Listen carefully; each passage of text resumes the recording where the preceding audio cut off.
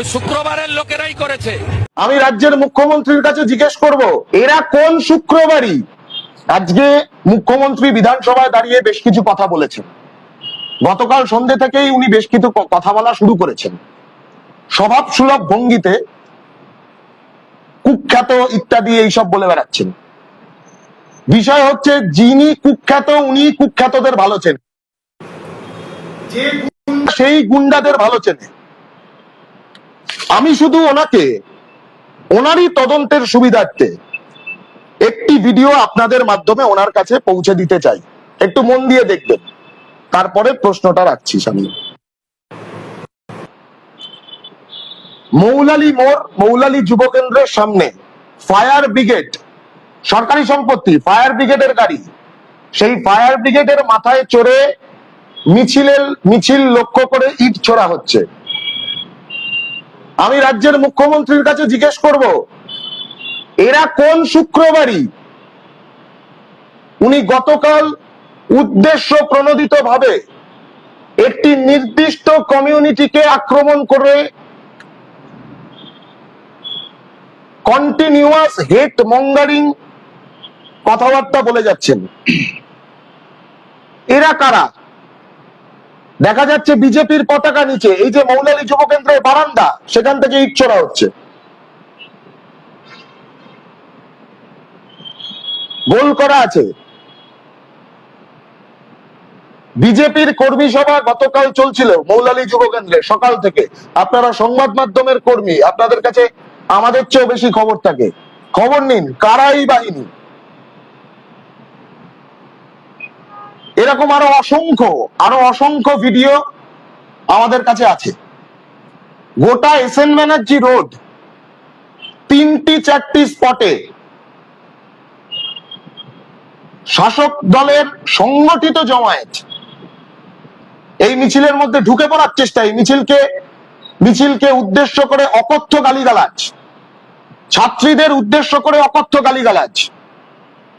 আমরা স্পষ্ট অভিযোগ করছি যে এই বাহিনী মিছিলের মধ্যে ঢুকে, এই এজেন্ট প্রভোকেটররা, তারা সাংবাদিকদেরকে মারধর করেছে, ছাত্রছাত্রীদের মারধর করেছে এবং সাধারণ জনতার ওপরেও এরা আক্রমণ করতে গেছে। কিন্তু অদ্ভুত ভাবে দেখলাম, আমরা কাল সন্ধ্যেবেলার পরে যখন রাত্রিরে খবর পেলাম যে সাংবাদিক বন্ধুরা যারা আমাদের সঙ্গে দীর্ঘদিন পথ চলেছেন, কালকে যে সমস্ত সাংবাদিকরা এই মিছিল কভার করতে এসেছিলেন, গতকাল তাদের প্রথম অ্যাসাইনমেন্ট ছিল না। তারা এর আগে আমাদের বহু মিছিল কভার করেছে। বাম ছাত্র সংগঠন সমূহের একের পর এক মিছিল মিটিং তারা কভার করেছেন, তাদেরকে আমরা সকলেই ব্যক্তিগতভাবে চিনি।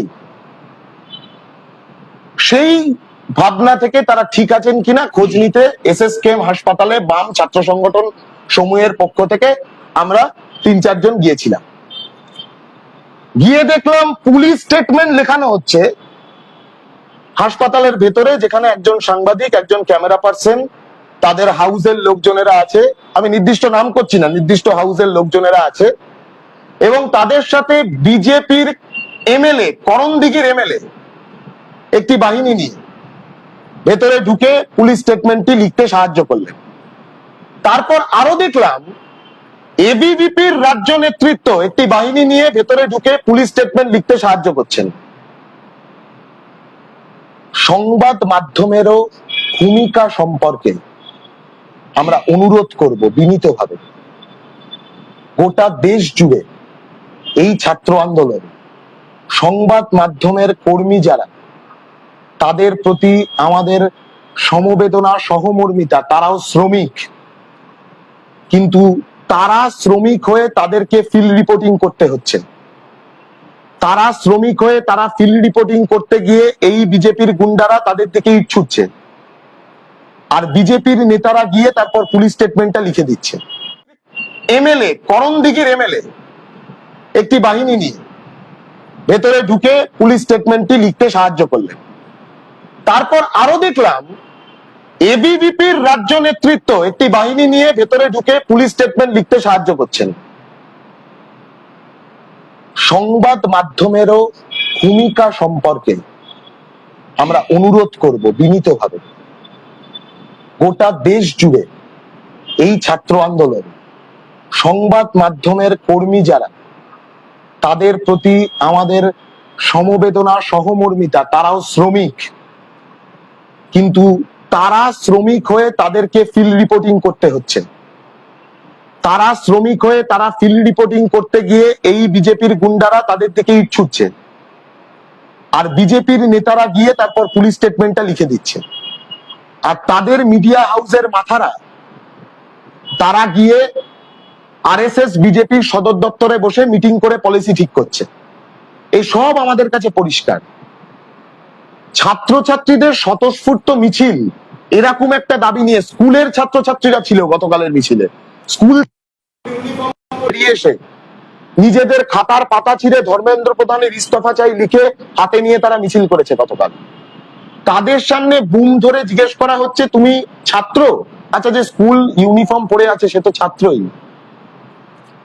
তার ইউনিফর্মটাই তো পরিচয়, তার ইউনিফর্মের উপরে তার স্কুলের লোগোটাই তো পরিচয় যে সে ছাত্র। মিছিলের আগের দিন রাত থেকে নির্দিষ্ট সংবাদ মাধ্যম এমন খবর সম্প্রচার করা শুরু করলেন যে মিছিলটি হচ্ছে না, পারমিশন নিয়ে নাকি গন্ডগোল। আচ্ছা, আমাদেরকে তো জিজ্ঞেস করতে পারতেন, আমাদের চেনেন না এমন নয়, যারা খবর করছেন তারাও আমাদের চেনেন, তারা নিয়ত আমাদের মিছিল মিটিং, আমাদের প্রতিটি সংগঠনের মিছিল মিটিং তারা কভার করেন, জিজ্ঞেস করতে পারতেন তো, জিজ্ঞেস করেননি। কিন্তু রাত 11টার সময়, মিছিলের আগের দিন রাত 11টার সময় এটা সম্প্রচার করা হলো যে মিছিলটি হচ্ছে না, একটি অন্য মিছিলের সঙ্গে গুলিয়ে দিয়ে, যাতে বিপুল ছাত্র জনতার এই মিছিলকে বানচাল করা যায়। আবার পরের দিন সকালে মিছিল শুরু হওয়ার 2 ঘন্টা আগে মিছিলের রুট নিয়ে একটা ভুল তথ্য সম্প্রচার করা হলো। কেন? কোন উদ্দেশ্যে? মিছিল কোন রুটে হবে ছাত্র সংগঠকরা জানতো, মিছিল কোন রুটে হবে পুলিশ প্রশাসনকে স্পষ্ট বলে দেওয়া হয়েছিল কোন রুটে মিছিল হবে। তাহলে মাঝখান থেকে নির্দিষ্ট সংবাদ মাধ্যম তারা মিছিলের রুট নিয়ে টানাহাচড়া করতে শুরু করলেন কেন? আমি বলছি এই প্রশ্নগুলো থেকে যায়, এবং দেশ জোড়া আন্দোলনে যেখানেই প্রতিবাদী জনতা, যেখানেই বিপুল ছাত্র সমাজ, যুব সমাজ, সেখানেই কিন্তু সংবাদ মাধ্যমের কর্মীদের, সংবাদ মাধ্যমের শ্রমিকদের এই প্রশ্নের সম্মুখীন হতে হচ্ছে। আমি বিনীতভাবে অনুরোধ জানাবো সেই সমস্ত সংবাদ শ্রমিকদের যে আপনারাও আপনাদের মিডিয়া হাউসের মালিকদের কাছে এই প্রশ্নগুলো তুলে ধরুন। আপনাদেরকে যে প্রশ্নের সম্মুখীন হতে হচ্ছে, আপনারা আপনাদের মালিকদের কাছে গিয়ে এই প্রশ্নগুলো রাখুন। আমরা আবারও বলছি, সংবাদ মাধ্যমের আক্রান্ত সমস্ত বন্ধুদের পাশে আমরা আছি। আমরা তাদের হয়ে লড়বো। কারা তাদের মেরেছে, আমি তো একটা ভিডিও দেখালাম, এরকম 5টা দেখাতে পারি। কারা তাদের মারল, কোন কোন এমএলএ এর বাহিনী ওখানে ঢুকেছিল, কোথা কোথা থেকে ঢুকেছিল, যে কুখ্যাত সেই কুখ্যাতদের সব থেকে ভালো চেনে, যে গুন্ডা সেই গুন্ডাদের সব থেকে ভালো চেনে। আমরা স্পষ্ট বলছি, এইভাবে ছাত্র আন্দোলনকে দমানো যায়নি। হেট মঙ্গারিং করে, মিথ্যা মামলা দিয়ে ছাত্র আন্দোলনকে দমানো যায়নি, দমানো যাবে না। আগামী দিনে এই লড়াই চলবে।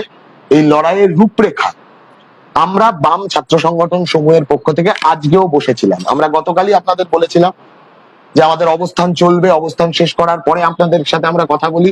আপনাদের মাধ্যমে গোটা বাংলার মানুষকে আমরা জানিয়েছিলাম যে আমরা অবস্থান চালিয়ে নিয়ে যাব এবং এই আন্দোলনকে চালিয়ে নিয়ে যাব, এবং পরবর্তী আন্দোলনের ধারা আমরা একসাথে সবাই মিলে বসে এই আন্দোলন সবাই মিলে এই আন্দোলনকে চালাবো। এই আন্দোলন একটা আংশিক জয় পেয়েছে, ভিক্টরি মোডে গোটা ভারতবর্ষের ছাত্র সমাজ আছে এখন। People United shall always be victorious, প্রমাণ হলো আরেকবার।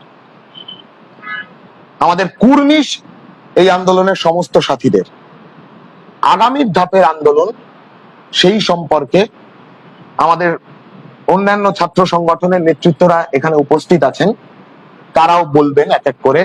শুরুতেই এআইডিএসওর রাজ্য সম্পাদক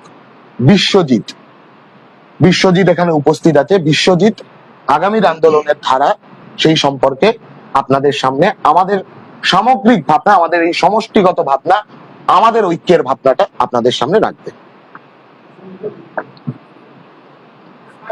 করে দিচ্ছি।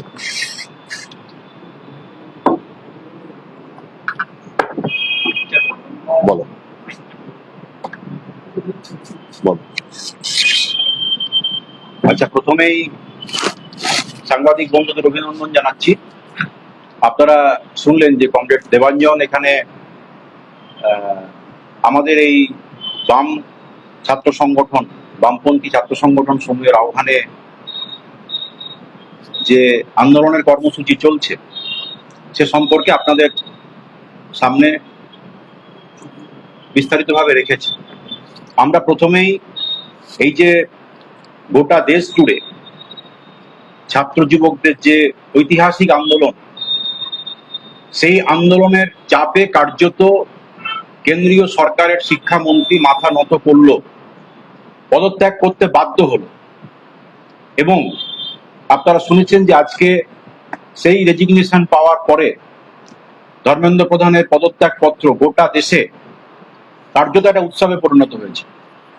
এবং এটা আবারও প্রমাণ করে দিল যে ন্যায়সঙ্গত ছাত্র আন্দোলন, সে আন্দোলন যদি সত্যি সত্যি গড়ে তোলা যায় তাহলে সেই আন্দোলনের কাছে সরকার মাথা নত করতে বাধ্য হয়। ফলে গোটা দেশ জুড়ে ছাত্র যুবকদের যে আত্মত্যাগ, যে লড়াই, সেই লড়াইয়ের পাশাপাশি আমাদের এই পশ্চিমবাংলার কলকাতা, গতকাল কলকাতাতে যে বিপুল সংখ্যক ছাত্র জনতা, নাগরিক সমাজের অংশগ্রহণে এই মিছিল, সেই মিছিল এই আন্দোলনকে একটা ত্বরান্বিত করেছে। গতকালের কলকাতার যে বিরাট সমাবেশ, বিরাট মিছিল, কার্যত ধর্মতলা, কলকাতার প্রাণকেন্দ্র অবরুদ্ধ হয়ে গিয়েছিল। সেই জনতার যে বিপুল জনতার অংশগ্রহণ, সেটা গোটা ভারতবর্ষের আন্দোলনকে ত্বরান্বিত করেছে। এবং আমরা প্রথমেই এই আন্দোলনে অংশগ্রহণকারী ছাত্র ছাত্রী, শিক্ষক, অধ্যাপক, গোটা দেশ জুড়ে যারা অংশগ্রহণ করেছেন তাদেরকে আমরা সংগ্রামী অভিনন্দন জানাচ্ছি, লাল সালাম জানাচ্ছি।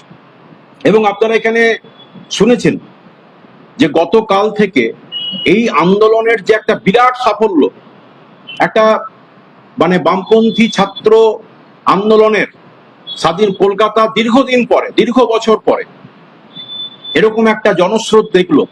সেই বিপুল জনস্রোতে আতঙ্কিত হয়ে শাসক শ্রেণী তারা কিন্তু এই আন্দোলনটাকে কালিমালিপ্ত করার জন্য চেষ্টা করেছে। আপনারা শুনেছেন, কালকে আমরা বলেছি, আজকেও কমরেড দেবাঞ্জন রেখেছে যে আমরা সাংবাদিকদের উপরে যে নিগ্রহ হয়েছে, সাংবাদিকদের উপরে যে আক্রমণ ঘটেছে তার আমরা নিন্দা জানিয়েছি। এবং এই ঘটনার সঙ্গে বামপন্থী ছাত্র সংগঠন সমূহ কোনোভাবে যুক্ত না। আমরা বারবার মিছিলের শুরুর সময় থেকে বলেছি, তার আগে বলেছি যে এই মিছিল শান্তিপূর্ণভাবে হবে, গণতান্ত্রিকভাবে হবে, কোনোভাবে কোনো প্ররোচনায় কেউ পা দেবেন না। কিন্তু আমরা দেখেছি মিছিল চলাকালীন, মিছিল চলতে চলতেই কিছু স্বার্থান্বেষী গোষ্ঠী শাসক শ্রেণীর প্রত্যক্ষ মদতে তারা মিছিলে ঢুকে পড়ে এবং মিছিলটাকে নানানভাবে বানচাল করার চেষ্টা করে। আমরা বামপন্থী যে ছাত্র সংগঠন সমূহ যাদের পক্ষ থেকে উদ্যোগ নেওয়া হয়েছিল, আমরা বলেছি তদন্ত হোক,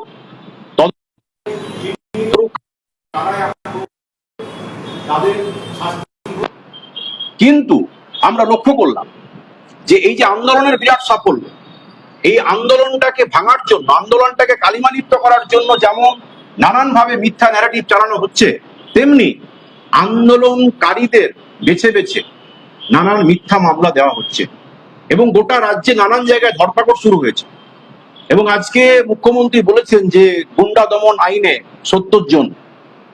আমাদের আশঙ্কা গোটা দেশে যেমন হচ্ছে, গোটা দেশে যেমন করে আন্দোলনকারীদের উপরে ধরপাকড় চলছে, আমাদের আশঙ্কা এখানে যারা আন্দোলনকারী সে আন্দোলনকে দমন করার জন্য। কারণ আমরা আগেও বলেছিলাম যে গুন্ডা দমন আইন আসলে গণ আন্দোলনটাকে দমন করার জন্য, গুন্ডাদের দমন করার জন্য নয়। গণ আন্দোলনের যারা কর্মী, ছাত্র আন্দোলনের যারা কর্মী, তাদেরকে দমন করার জন্য। আমরা আশঙ্কা করছি যে এই গুন্ডা দমন আইন যে আনা হয়েছে তাতে গণ আন্দোলনের কর্মীদেরকেও এই তালিকায় তাদের নাম জড়িয়ে যাওয়া যেতে পারে। আমরা এখনো তার পুরো তালিকা পাইনি, পুরো খোঁজ খবর এখনো পাইনি। আমরা নিশ্চয়ই মনে করব যে পশ্চিম বাংলার ছাত্র সমাজ, পশ্চিম বাংলার গণতন্ত্র প্রিয় মানুষ, নাগরিক সমাজ, তারা জানেন বামপন্থী ছাত্র সংগঠনগুলিকে, তারা নিশ্চয়ই এর জবাব দেবেন এবং এই আন্দোলনের লড়াইয়ের পাশে থাকবেন। আমি আপনাদের সামনে একটা ভিডিও দেখাতে চাই, যে একটা প্রচার করা হচ্ছে যে সাংবাদিকদেরকে মারা হয়েছে, সাংবাদিকদেরকে বাম ছাত্র সংগঠনই তারা আক্রমণ নামিয়ে এনেছে।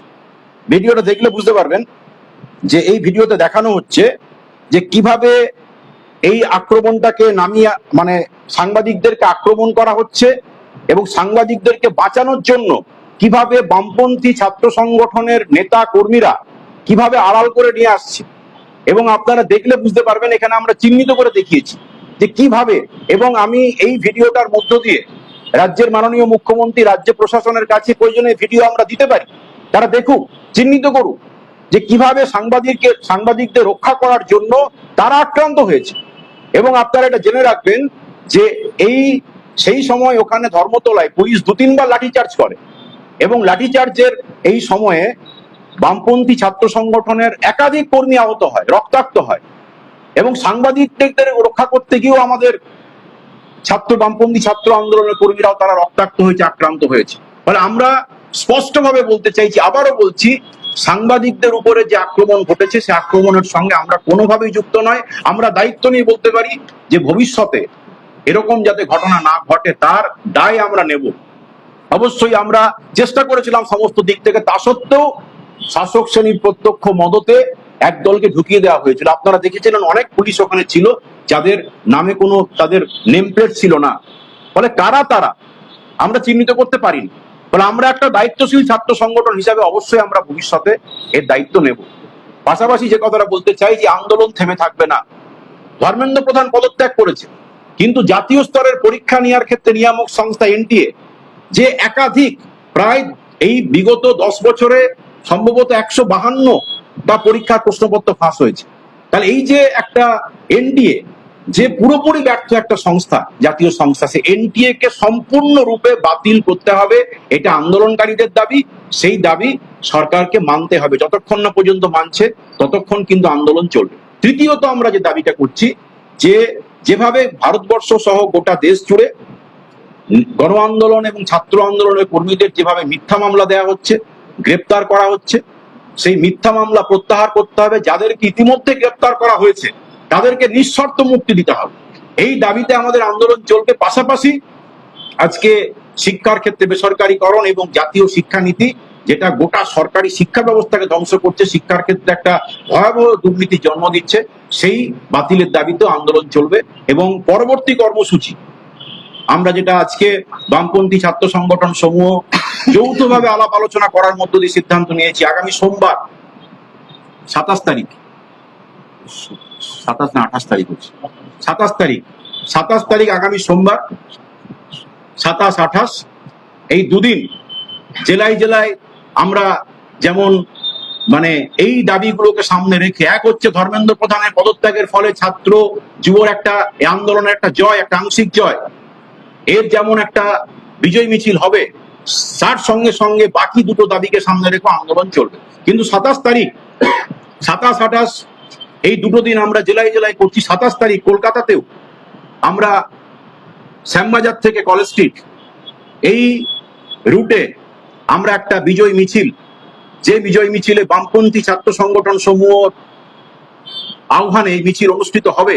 এবং আমরা এই মিছিলে অংশগ্রহণ করার জন্য পশ্চিমবাংলার ছাত্র যুব সংগঠন, নাগরিক সমাজ, গণতন্ত্র প্রিয় মানুষ, যারা এই আন্দোলনটাকে সমর্থন করেছিলেন, যারা এই আন্দোলনটাকে সমর্থন করে আমাদের পাশে ছিলেন, তাদেরকে প্রত্যেকেই কলকাতার এই মিছিলে আসার জন্য আমি আহ্বান জানাচ্ছি, আমরা আহ্বান জানাচ্ছি যৌথভাবে। এবং পাশাপাশি জেলায় জেলায়ও এই আন্দোলন আমাদের চলবে। এখন আমাদের এখানে উপস্থিত আছে এআইএস এর পশ্চিমবঙ্গ রাজ্য কমিটির সভাপতি কমরেড রিতম মাঝি এখন আপনাদের সামনে বলবো।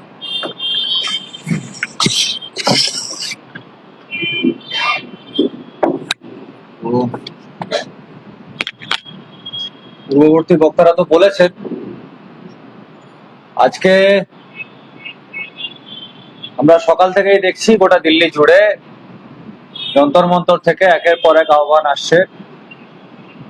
বিভিন্ন বামপন্থী সংগঠন, জাতীয় স্তরের সংগঠন, রাজ্য স্তরের সংগঠন, তারা জানিয়ে দিয়েছে যে ধর্মেন্দ্র প্রধানের পদত্যাগটা ছিল এই আন্দোলনের প্রথম ধাপ। আমরা আংশিক বিজয় সেই কারণেই বলছি। তার কারণটা হচ্ছে যে বিগত 2 মাস ধরে যে আন্দোলন চলছে তা আগামী কয়েকদিন আগের থেকেই সার্বিকভাবে শিক্ষা ব্যবস্থার সংস্কারের আন্দোলনে রূপান্তরিত হয়েছে। আমার পূর্ববর্তী বক্তারা বলছিলেন যে এনটিএর প্রশ্নটা আমরা অদ্ভুতভাবে দেখতে পাচ্ছি যে দেশের কেন্দ্রীয় শিক্ষামন্ত্রী পদত্যাগ করে দিচ্ছে। বিভিন্ন প্রশাসনিক যারা পদাধিকারী আছে তাদের বিভিন্ন জায়গা থেকে সরিয়ে দেওয়া হচ্ছে। শিক্ষাক্ষেত্রে যারা যুক্ত ছিলেন বা পুরো পরিকাঠামোকে যারা পরিচালনা করতেন তাদেরকে সরিয়ে দেওয়া হচ্ছে। কিন্তু এই কেন্দ্রীয় সরকার তারা একটা এনটিএর মতো বেসরকারি সংস্থাকে সরাতে পারছে না কেন? একটা দেশে গণতান্ত্রিক ভাবে নির্বাচিত একটা সরকার প্রাইভেট কোম্পানিদের প্রতি তাদের কি এমন আসক্তি, তাদের কি এমন পক্ষপাতিত্ব যে তারা কোনোভাবে কোনো প্রাইভেট কোম্পানির বিরুদ্ধে কোনো ধরনের পদক্ষেপ গ্রহণ করতে পারছেন না? এনটিএ সহ বিভিন্ন যে কোম্পানিগুলো বিগত 10 বছর 12 বছর ধরে আমাদের ভারতবর্ষের যে শিক্ষা ক্ষেত্র সেখানে একটা প্যারাসিটিক ভাবে, পরজীবী ভাবে শুধু প্রফিট মেক করছে। সার্ভিস চার্জের নামে বিভিন্ন ভাবে আমরা দেখতে পাচ্ছি যে এনটিএ শিক্ষাক্ষেত্রে জবের থেকে তাদেরকে ইন্ট্রোডিউস করা হয়েছে, যখন থেকে পরীক্ষাগুলো তারা পরিচালনা করছে আমরা দেখছি মাত্রা ছাড়া ভাবে বিভিন্ন পরীক্ষায় যে ফর্মের দাম মাত্রা ছাড়া ভাবে বাড়ছে। আমরা জিজ্ঞেস করতে চাই, আমরা প্রশ্ন করছি যে কেন্দ্রীয় সরকারের কিসের এই দায়বদ্ধতা বেসরকারি কোম্পানিগুলোর উপরে? কেন তারা এতটা ভাবে নির্ভরশীল? আর আজকে আমাদের দেশের সরকারি শিক্ষার যে পরিকাঠামো সেটা যখন শেষ হতে বসেছে তখনও লক্ষ লক্ষ কোটি কোটি ছাত্রছাত্রীরা সারা দেশ জুড়ে রাস্তায় নেমেছে শিক্ষা ব্যবস্থার সার্বিক সংস্কারের দাবিতে। এত কোটি কোটি ছাত্র যুবদের যে দাবি রয়েছে তা করার যে প্রশ্ন রয়েছে সেটা থাকার পরেও কেন এখনো এই বেসরকারি কোম্পানিগুলোর বিরুদ্ধে কোনো ব্যবস্থা নেওয়া হচ্ছে না? কেন বেসরকারি কোম্পানিগুলোকে সরিয়ে দিয়ে সরকার আবার শিক্ষা খাতে বিনিয়োগ করার মধ্যে দিয়ে পরিকাঠামোকে বিকাশ করছেন? এটা আমাদের প্রশ্ন। এবং সেটা নিয়েই আজ থেকেই বিভিন্ন জায়গাতে বিভিন্ন সংগঠন, সাধারণ ছাত্রছাত্রীরা তারা প্রশ্ন তুলতে শুরু করেছে। আমরা আগামী সপ্তাহ থেকে এই আন্দোলনের যে আগামী ধাপটি রয়েছে, যে বেসরকারি পরজীবী যে সংস্থাগুলো রয়েছে যারা বিভিন্ন ভাবে সরকারি শিক্ষাক্ষেত্র থেকে মুনাফাই শুধু লুটে যাচ্ছে, তাদেরকে সরানোর যে আমাদের লড়াইয়ের আগামী ধাপ সেটাকে আমরা শুরু করতে চলেছি। এবং তার সাথে সাথে এই রাজ্য সরকার ক্ষমতায় আসার আগে তারা বলেছিল যে বেসরকারি বিভিন্ন যে বিশ্ববিদ্যালয় কলেজগুলো আছে সেইগুলো সম্বন্ধে তারা কিছু হয়তো পরিকাঠামোগত সংস্কার করবে। আমরা এই রাজ্য সরকারের কাছেও তার সাথে সাথে দাবি জানাচ্ছি যে আপনারা নিট দুর্নীতির কথা নিয়ে যখনই আমরা বলছি তখন আপনারা শুধুমাত্র পরীক্ষার যে কাঠামোটা রয়েছে সেটার মধ্যেই আলোচনাটাকে সীমিত রাখছে। কিন্তু আন্দোলন থেকে বহু দিন ধরে এই দাবিটা উঠছে যে এই যে বেসরকারি মেডিকেল কলেজগুলো রয়েছে সেই মেডিকেল কলেজগুলোতে বিভিন্ন ভাবে ব্যাকডোর পলিসি দিয়ে যে ছাত্রছাত্রীদেরকে অ্যাডমিশন করানো হয়, যার ফলে সার্বিকভাবে এই যে পরীক্ষা ক্ষেত্রটা রয়েছে বা ডাক্তারি প্রশিক্ষণ ক্ষেত্র রয়েছে সেটার একটা ক্ষতি হচ্ছে। সেইটা নিয়ে রাজ্য সরকারের কি অবস্থান রয়েছে এটাও আমরা রাজ্য সরকারের কাছ থেকে জানতে চাই। আমরা এটাও বলতে চাই যে অবিলম্বে পশ্চিমবঙ্গের রাজ্য সরকার তাদেরকে একটা বিল আনার প্রয়োজন রয়েছে, কারণ আমরা দেখছি বিগত কয়েক বছর ধরে বিভিন্ন বেসরকারি কলেজ বিশ্ববিদ্যালয়গুলো, বিশেষত মেডিকেল এবং ইঞ্জিনিয়ারিং কলেজ বিশ্ববিদ্যালয়গুলো সেখানে মাত্রা ছাড়া ফি হাইক করছে। আমরা দাবি জানাচ্ছি যে এই ফি হাইকটা বন্ধ করতে হবে। একটা নির্দিষ্ট রেগুলেশন আনতে হবে, ফি ক্যাপ আনতে হবে। এবং এই সমস্ত দাবি দাওয়াগুলো নিয়ে আগামী সোমবার থেকে যেমন কলকাতায় হবে, কলকাতার পার্শ্ববর্তী জেলাগুলোতে হবে, সেরকম রাজ্যের বিভিন্ন জেলাগুলোতে এই যে সংযুক্ত বাম এবং গণতান্ত্রিক ছাত্র আন্দোলন রয়েছে, বিভিন্ন সংগঠনগুলো রয়েছে, সাধারণ ছাত্রছাত্রীরা রয়েছে, তারা সোমবার থেকে রাস্তায় থাকবে। এরপরে আচ্ছা, আর কিছু প্রশ্ন থাকলে বা যদি কারো বলার থাকে, প্রশ্ন যদি কিছু থাকে। প্রশ্ন হচ্ছে যে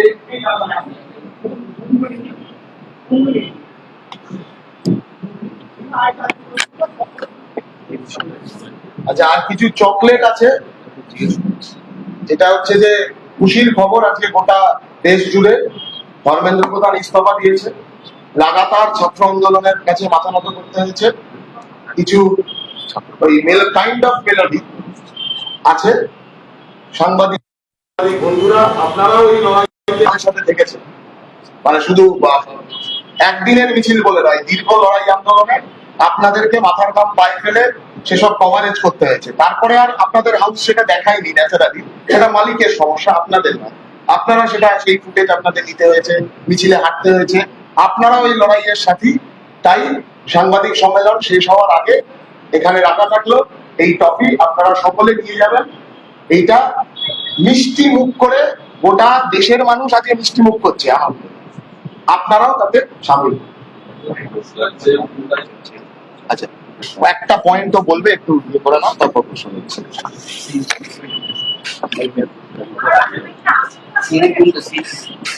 আচ্ছা আচ্ছা, এইটা দিয়ে দিচ্ছি। আচ্ছা, বলবেন পিএসইউ এর তরফ থেকে কমেন্ট দেওয়ার জন্য। আচ্ছা, প্রথমে সকলকে সংগ্রামী অভিনন্দন আজকে এখানে আসার জন্য, সাংবাদিক বন্ধুদের। আমার পূর্ববর্তী যারা বলছিলেন প্রত্যেকেই বলে দিয়েছেন যে যেভাবে দুর্নীতি হয়েছে, এই দুর্নীতির বিরুদ্ধে ছাত্র সমাজ যেভাবে ঐক্যবদ্ধভাবে আজকে রাস্তায় নেমেছে, তার মূলত তার চাপেই ধর্মেন্দ্র প্রধানকে পদত্যাগ করতে হবে। আমরা দেখেছি যে এই রাজ্যে বিজেপি শীর্ষস্থানীয় নেতা যখন এই আন্দোলনের রূপরেখা তৈরি হয়, তার পূর্ববর্তী যে ঘটনাগুলো, এই স্ক্যামটাকে নিয়ে যখন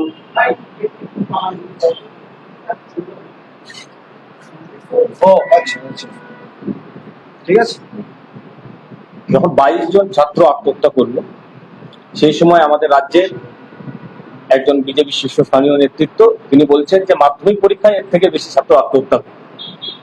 তো এই জিনিসটা ভাবলে খুব বেদনাদায়ক আমাদের ছাত্রদের কাছ থেকে, যে আমাদের অভিভাবক যাদের আমরা চিহ্নিত করেছি, এই রাজ্যের বাসিন্দারা যাদের ভোট দিয়ে জয়যুক্ত করেছেন, আসনে বসিয়েছেন, তারা ছাত্রদেরকে কতটা হীন মানসিকতার চোখে দেখছেন, এটা সত্যি আমাদের কাছে খুব বেদনাদায়ক।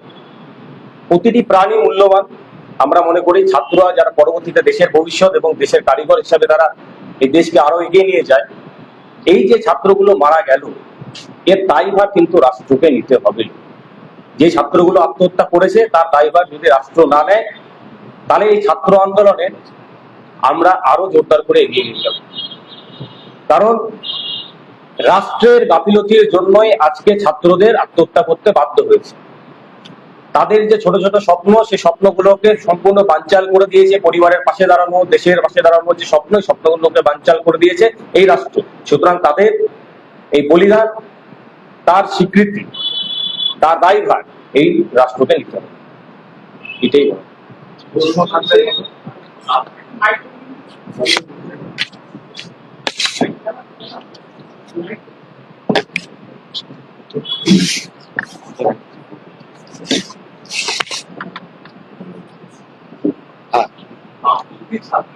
আন্দোলনের ইতিহাসে বারবার আন্দোলন করে, যেখানে এত মানুষ আসছেন কালে এই আন্দোলনে প্রথমত হচ্ছে যে এখানে ক্রেডিটের কোনো প্রশ্ন নেই। এই ক্রেডিট আমি শুরুতেই বলেছি, এই গোটা দেশের এই আন্দোলনের যে জোয়ার, এই ছাত্র আন্দোলনের যে জোয়ার, তার মূল ক্রেডিট যদি দিতে হয় তাহলে এই ক্রেডিট ভগৎ সিং এর, এই ক্রেডিট আম্বেদকরের, এই ক্রেডিট কল্পনা প্রীতিলতার, এই ক্রেডিট মাস্টারদা সূর্য সেনের, এই ক্রেডিট বিনয় বাদল দীনেশের। 1 নম্বর কথা। 2 নম্বর কথা, গতকাল যে মিছিল সংগঠিত হয়েছে সেই মিছিলের আগে থেকেই সমস্ত রকমের প্রিকশনস, সেই মিছিল যাতে শান্তিপূর্ণভাবে সংগঠিত হয় তার সমস্ত রকমের প্রিকশনস বামপন্থী ছাত্র সংগঠন সমূহের পক্ষ থেকে নেওয়া হয়েছিল। ইভেন ডুজ অ্যান্ড ডোন্টস এর তালিকাও কার্যত তার আগে প্রকাশ করা হয় বামপন্থী ছাত্র সংগঠন সমূহের মধ্যে দিয়ে। কিন্তু মুশকিল হচ্ছে সরকার, শাসক দল, আমি ভিডিও দেখালাম, পুলিশ এবং শাসক দলের দ্বারা অর্থনৈতিকভাবে পুষ্ট আজকে এখানে সমাবেশ করছে, কাল আবার ওখানে আরেকটা সমাবেশ করে ফেলছে, কি করছে বুঝতে পারছে না। এই রকম সব এমএলএরা তারা তাদের বাহিনী পাঠিয়ে এই মিছিল বানচাল করবার চেষ্টা করেছে। এবং মিছিল বানচাল করবার চেষ্টাই শুধু নয়, মিছিলের মধ্যে মিছিলে আক্রমণ করা, তারপর ওই বিপুল সেই লাখো জনতা মিছিলের মধ্যে ঢুকে পড়ে সেই মিছিলকে মেলাইন করবার চেষ্টা এবং পুলিশের মানে পুলিশের সাহায্য নিয়ে ওই মিছিলে ঢুকে পুলিশের দ্বারা যাতে ওই মিছিলের ওপর আক্রমণটা হয় সেই প্রভোকেশনের চেষ্টা এটা স্পষ্টভাবে হয়েছে। এবং এটা তো আমরা বলেইছি যে এই আমরা যারা এই মিছিলের ডাক দিয়েছিলাম সবাই মিলে, আমরা তো সবার প্রথমে এই কথা বলেছি যে হ্যাঁ ঠিক যে এটা কাম্য ছিল না, এটা অনভিপ্রেত। কিন্তু এটাও প্রশ্ন রাখা দরকার যে কারা এটা ঘটালো, কারা ঘটিয়েছে, তার একটা ট্রেলার আমি দিয়েছি। এরকম আরো অসংখ্য তথ্য প্রমাণ আমাদের কাছে আছে। সরকার তদন্ত করুক কোন কোন এমএলএ তাদের বাহিনী পাঠিয়েছে, মৌলালী যুব কেন্দ্র থেকে কতজন বিজেপি বেরিয়ে গিয়ে ওই মিছিলে ঢুকে ইট ছুঁড়েছে, ছাত্রীদেরকে নিগ্রহ করেছে, তার তদন্ত হোক। Thank you.